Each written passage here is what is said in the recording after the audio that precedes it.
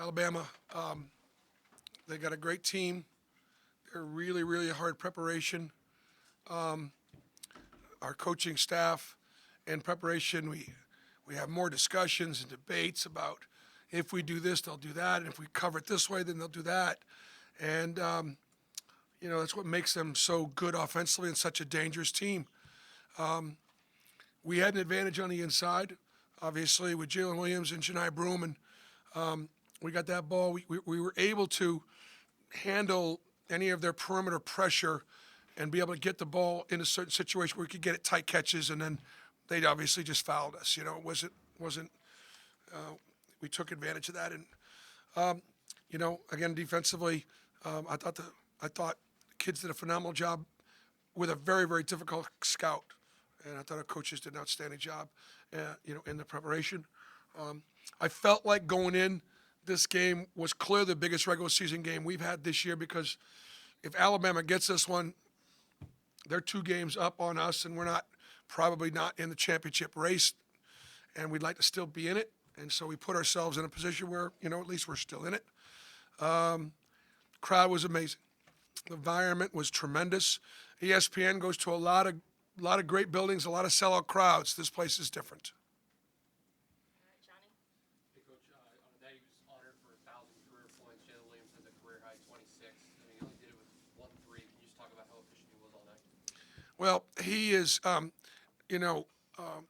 great with his back to the basket. Both he and Janai are able to score, over that right shoulder, left hand.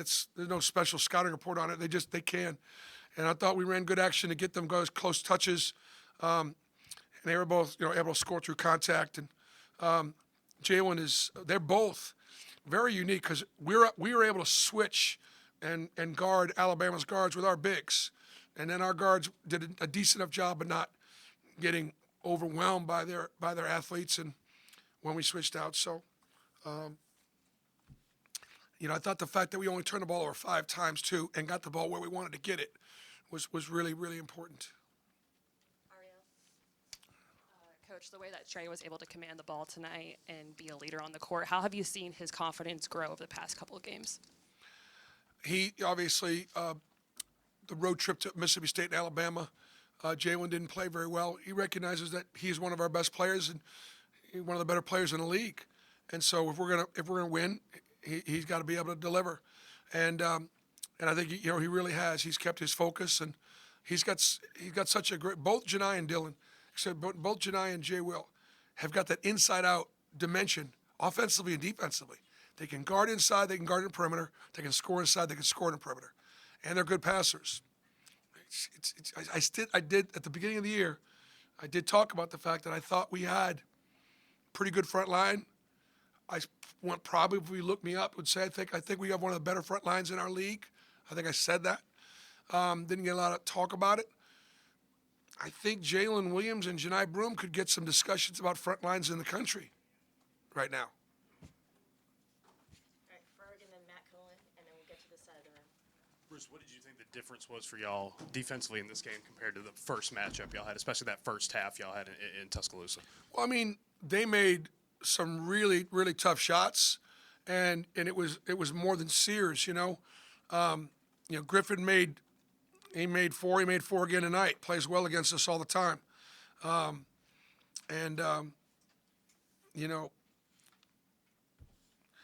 Reitzel made 3 or 4 at Alabama, and so, I mean, I thought we did a better job keeping bodies on bodies, not getting overwhelmed on the offensive glass, not getting beat to as many 50-50 balls. And we did a better job of not turning the ball over, which, they had 18 points off our turnovers in Tuscaloosa. So I think all those things led to the fact that, we held them to only, 9 threes. They make 12 in their wins, and they make 8 or 9 in their losses, and that's what it takes. All right, Nathan, then Matt. Program record 40 free throws for y'all in this game. Was there anything you noticed in the second half, I guess, when the pace for both teams, it seemed like y'all were going to the line a lot? I know that people are going to look at that stats and go, man, it was a free throw fest. But I mean, we were reaching a little bit in. We were a little handsy on the perimeter, and their guards shot a ton of free throws, right? And then we were pounding the ball inside, and they were just climbing all over. I mean, they're fouling us every time.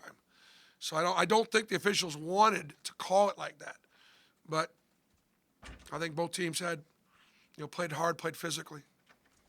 Matt, then Mike. On a Janai specifically, I think you've talked a lot about just how he had the interior advantage, but now he's made 3 in 6 straight games. His free throw shooting is vastly improved. How have you seen him expand his game over the course of this season? Well, I think the thing with Janai, again, it's the inside-out deal. Like, he's a monster with his back to the basket, and he just knows how to use his body. And you get in there behind him, it's a bucket or a foul in a lot of ways. But then he also is such a good passer and likes the ball in his hands. And he works at he works. He shoots like our guards shoot in every practice and after practice. And so I have great confidence in him, being able to shoot the ball. And I think, again, 9 for 10 for the foul line. Not trying to jinx it because we talked about it last time, but he was a 55% free throw shooter last year. In conference play, he's in the 90s. And that tells you how hard he's worked at it, how much he cares. And again, he understands the Auburn family. This game's personal. This is personal. This game matters.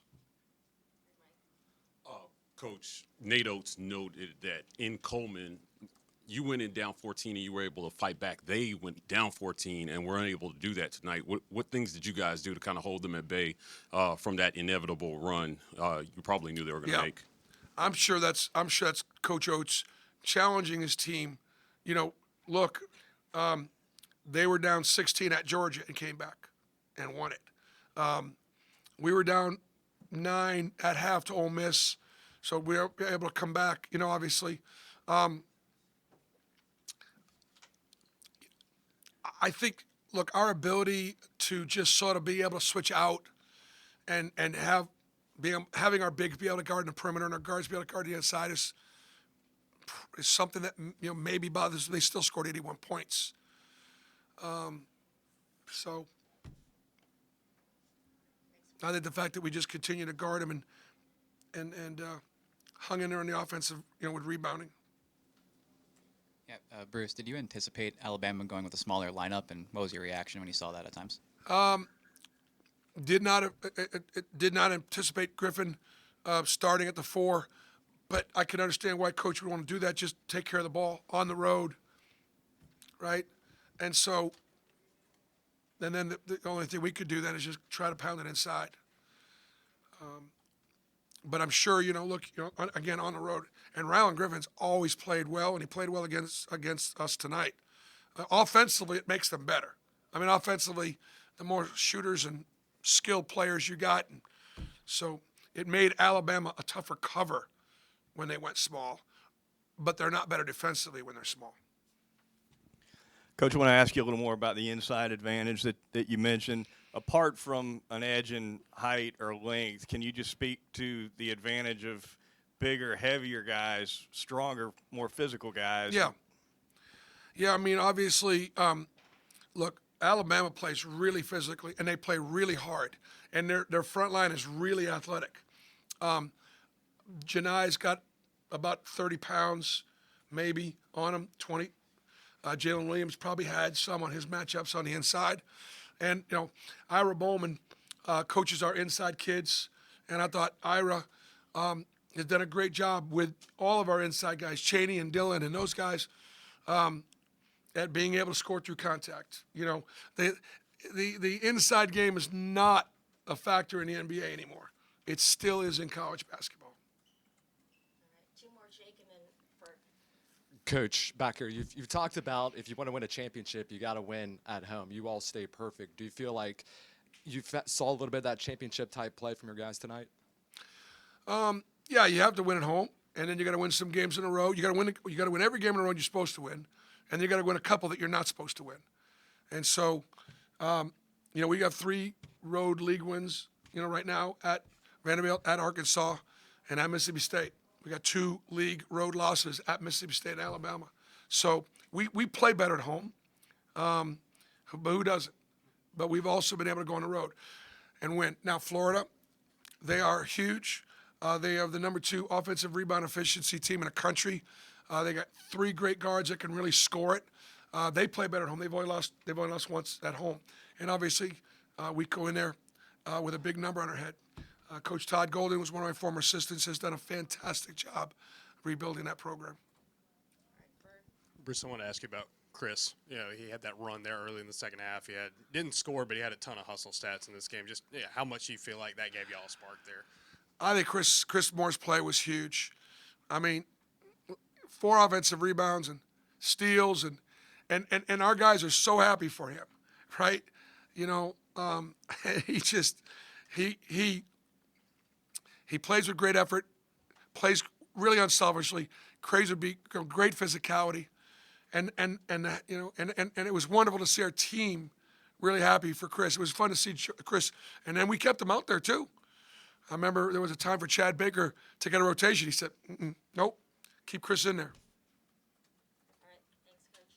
Okay, thanks. All right, if you guys need to go, Coach is going to exit, and then we'll bring in our 2 players